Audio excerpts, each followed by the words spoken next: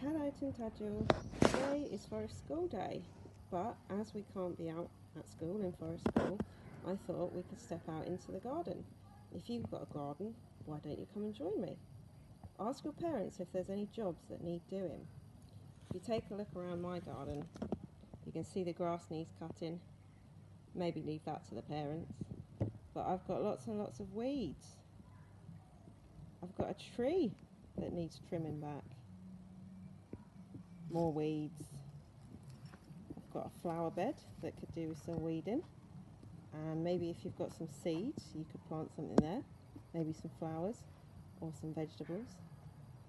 More weeds over here, and a greenhouse full of things that are waiting to come out into the garden, but only once I've done all of those weeding jobs. Why don't you ask your parents if you've got some gloves? Maybe you could do some jobs out in the garden.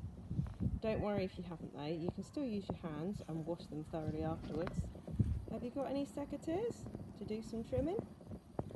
Or maybe a hoe to do some weeding? Once it's done, maybe you could use your watering can to water those new plants or vegetables in.